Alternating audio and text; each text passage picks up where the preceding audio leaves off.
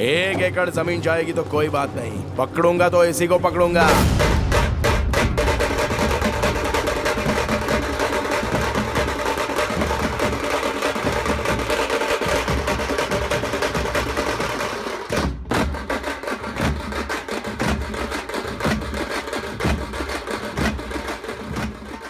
वैसे भी तेरे पास कुछ नहीं है, घर में दाना भी नहीं है, ऐसे में कॉलेज में पढ़ने की क्या जरूरत है बेटा? हाँ, मैं भी तो वही समझा रही हूँ भैया जी।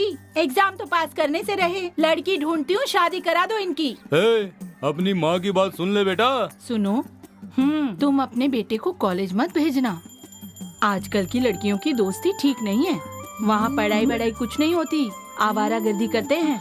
मेरा नालायक बेटा ठीक से पढ़ नहीं सका, वो पास हो जाता तो उसे कॉलेज में भर्ती करवा देता। बिना सोचे समझे जुबान कैंची की तरह चलाती रहती हो, कहती हो लड़कियों से दोस्ती करना अच्छा नहीं होता। चलो आप जाओ यहाँ से। बेचारी, रहने के लिए घर तक नहीं है, बेटे को पढ़ाई कैसे करवाएगी?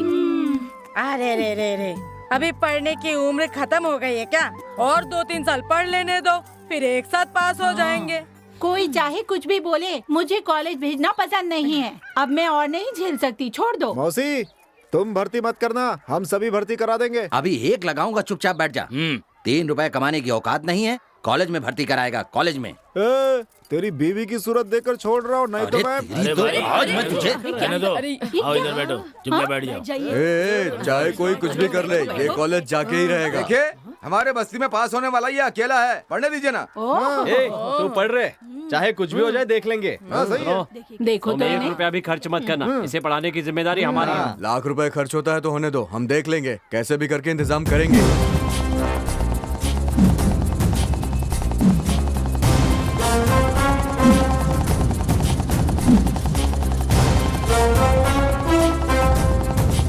पहले तो शुगर के पास मक्खियाँ आया करती थीं, अब तो फिगर के पास मक्खियाँ आ रही हैं।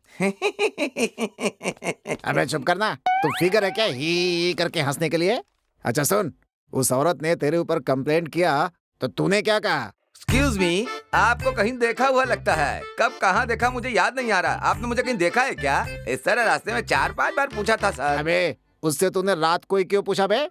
सर, टेंट में हिंदी पिक्चर देखी थी सर, बिल्कुल हीरोइन की तरह दिख रही थी सर, इसीलिए सर मैंने पूछा। ओह, तो ये तेरे टेंट का समाचार है? जी हाँ सर। रुक बेटा, थाने में नए साहब आने वाले हैं, तेरे इस टेंट के समाचार को वही सही करेंगे।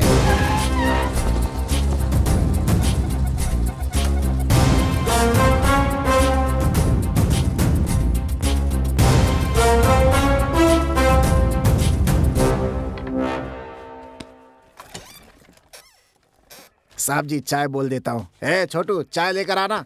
आपका नाम क्या है? मेरा नाम चंद्रप्पा बोमन है सर। किस गांव से हो? बीजापुर से। यहाँ आए कितने साल हुए? कुल 10-15 साल बिताए हैं सर। सभी ने मुझे प्रमोशन देकर मुझे यहाँ से हटाने की बहुत कोशिश की, लेकिन मैंने मौका नहीं दिया सर।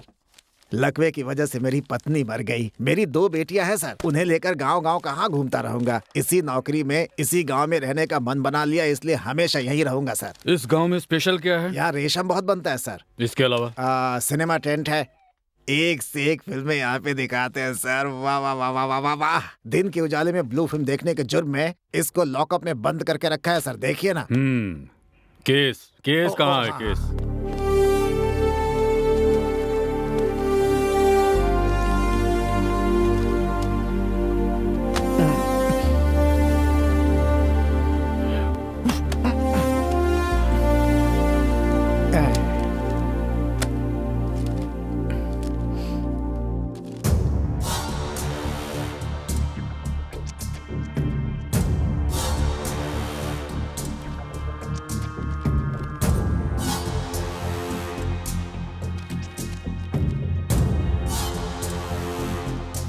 ये क्या है?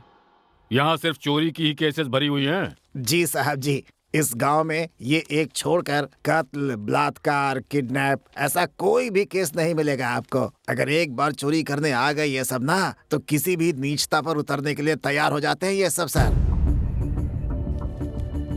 इन लोगों को तुम जानते हो? जानता हूँ साहब, लेकिन कोई गवाह नहीं है। शक की बुनियाद पर अगर इनको अंदर कर भी दिया ना सर, तो इनके जात वाले इकट्ठे हो जाते हैं, मार पीट करते हैं, तोड़ फोड़ करते हैं, बड़ी मुश्किल हो जाती है सर। धीरे धीरे आपको भी पता चल जाएगा सर।